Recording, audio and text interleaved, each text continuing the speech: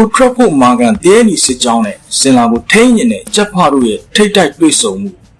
ဖေဖော်ဝါရီလ9ရက်နေ့ပရီးမီးယားလိရဲ့ပွဲစဉ်25ဖြစ် Ultra ဖို့ကွင်းကြီးထဲမှာရှင်ပြန်ကြမယ် Manchester United နဲ့ Tottenham Hotspur တို့ရဲ့ပွဲချုပ်3သက်ချက်ကိုအခုပဲကြည့်လိုက်ကြအောင်ပါ Man United ရဲ့လက်ရှိချိန်ကြီး Asian United ကတော့နီးပြသစ် Michael Carrick လက်ထက်မှာရလဒ်တွေကောင်းမွန်နေပြီးဇယားထိပ်ပိုင်းကိုပြန်လည်တက်လန်းနေချိန်ပဲဖြစ်ပါတယ်ပြီးခဲ့တဲ့ဘက်ကဟူလန်ကို3-2နဲ့အနိုင်ရပြီးကာရီရဲ့လက်ထက်မှာ3ပွဲဆက်တိုက်အနိုင်ရလက်ကိုပိုင်ဆိုင်ထားခဲ့ပါတယ်။လက်ရှိအမှတ်ပေးစရာမှာလည်းပွဲစဉ်24ပြီးရမှတ်41မှတ်နဲ့အဆင့်4နေရာမှာခိုင်ခိုင်မာမာရပ်တည်နေပြီးချန်ပီယံလိဝင်ခွင့်အတွက်လည်းချိန်ကြီးကောင်းနေတာပါ။သူတို့ဟာပရီးမီးယားလိမှာ9ပွဲဆက်ရှုံးပွဲမရှိစံချိန်ကိုထိန်းသိမ်းထားပြီးဒါဟာနီးပြဟောင်း Ranić လက်ထက်2022ခုနှစ်နောက်ပိုင်းသူတို့ရဲ့အကောင်းဆုံးမှတ်တမ်းလည်းဖြစ်ပါတယ်။ထူးခြားဆုံးချက်ကတော့ဒီပွဲဟာမြို့နစ်လိန်ပြတ်ကျမှု68နှစ်ပြည့်နှစ်ပတ်လည်နဲ့နီးကပ်နေတဲ့ပွဲဖြစ်လို့ United ကစားသမားတွေအတွက်နိုင်ရဖို့ပိုပြီးစိတ်တက်ကြွနေမှာသိကြပါပဲ Tottenham Hotspur ရဲ့လက်ရှိအခြေအနေအဲ့တဲ့ Tottenham ဘက်ကိုကြည့်မယ်ဆိုရင်တော့အခြေအနေကတော်တော်လေးစိုးနေပါတယ်နီးပြ Thomas Frank လက်ထက်မှာရုန်းကန်နေရပြီးနီးပြရဲ့ယာရုကတော့လှုပ်ခတ်နေတဲ့အခြေအနေပါ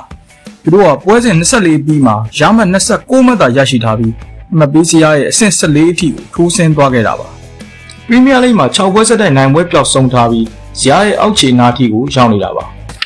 ပြီးခဲ့တဲ့ဘက်က Manchester City ကို2-2နဲ့တည်ကစားနိုင်ခဲ့လို့စိတ်သက်ပိုင်းနည်းနည်းပြန်တက်လာနိုင်ပေမဲ့တင်ကောင်းဆောင် Romero ကတော့တင်းရဲ့ဒဏ်ရာရကစားသမားများပြားနေမှုကိုစိတ်ပျက်စရာလို့တောင်ပြင်းပြင်းထန်ထန်ဝေဖန်ထားပါတယ်ဒါပေမဲ့အဝေးကွင်းကစားပုံကသူတို့အတွက်မျှော်လင့်ချက်ဖြစ်နေပြီးဒီဟာဒီသူတို့ရထားတဲ့နိုင်ပွဲ9ပွဲတွေက9ပွဲဟာ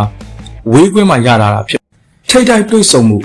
ဒါပေမဲ့ဒီထားမဲ့ချက်က Tottenham ဟာ United နဲ့တွေ့ဆုံခဲ့တဲ့နောက်ဆုံး10ပွဲမှာရှုံးပွဲမရှိထားပဲ9ပွဲနိုင်3ပွဲတည်ဆိုတဲ့အကောင်းဆုံးမှတ်တမ်းတစ်ခုရှိနေတာပါဒါဟာသူတို့ရဲ့သမိုင်းတစ်လျှောက် United ကိုရှုံးပွဲမရှိပဲအကြာဆုံးထိန်းထားနိုင်တဲ့မှတ်တမ်းလည်းဖြစ်ပါတယ်အဲ့ဒီမှတ်တမ်းထဲမှာပြီးခဲ့တဲ့ရာသီက Europa League ဗိုလ်လုပွဲမှာ United ကိုအနိုင်ယူပြီးချန်ပီယံဖြစ်ခဲ့တာနဲ့ Old Trafford မှာ3-0နဲ့အနိုင်ရရှိခဲ့တဲ့ပွဲတွေလည်းပါဝင်နေပါတယ်ဒဏ်ရာပွဲပဲ့လူစင်းနဲ့စောင့်ကြည့်ရမယ့်ကစားသမားလူစင်းချီနေမှာတော့ United ကပိုပြီးအင်အားတောင့်တင်းနေပါတယ်ဒဏ်ရာလူစင်းတည်ဆံမရှိပဲမာကန်ကစားသမားစုံလင်ကိုသုံးပြသွားနိုင်မှာပါစပါးဘက်မှာတော့ဒဏ်ရာပြဿနာကတော်တော်လေးကောင်းခဲစရာဖြစ်နေပြီးလီဂါနောက်ခံလူဘန်ဒီပန်နဲ့ဂျက်စပန်တို့ပါဝင်နိုင်မှုမြေမြာဖြစ်နေပါတယ်စောင့်ကြည့်ရမယ့်ကစားသမားအနေနဲ့ United ကဖန်တီရှင် Bruno Fernandes ကိုတတိထားမှာဖြစ်လို့စပါးဘက်မှာတော့ United နဲ့တွေ့တိုင်းဂိုးသွင်းလေးရှိတဲ့တိုက်စစ်မှုဆိုလန်ကီကိုထိန်းချုပ်ရပါလိမ့်မယ်ရလက်ခမန်း3သက်ချက်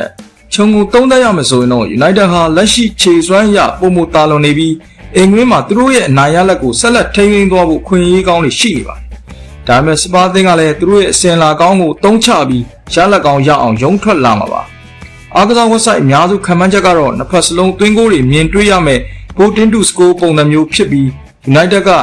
3-1 သို့မဟုတ်3-2နဲ့နိုင်ရသွားဖို့ရှိတယ်လို့အများစုခန့်မှန်းထားတာလည်းတွေ့ရပါတယ်မိတ်ဆွေအနေနဲ့ရောဘယ်လိုထင်ပါလဲကွန်မန့်မှာခန့်မှန်းပေးသွားကြပါဦးဒီဗီဒီယိုလေးကိုကြိုက်နေတဲ့တဲ့ဆိုရင် channel လေးကို like and subscribe လေးလုပ်ခဲ့ပေးဖို့မေတ္တာရက်ခံတောင်းဆိုအပ်ပါတယ်ခင်ဗျာစောင့်ကြည့်ကြည့်ရှုပေးခဲ့တဲ့အတွက်လည်းထူးပဲကျေးဇူးတင်ရှိပါတယ်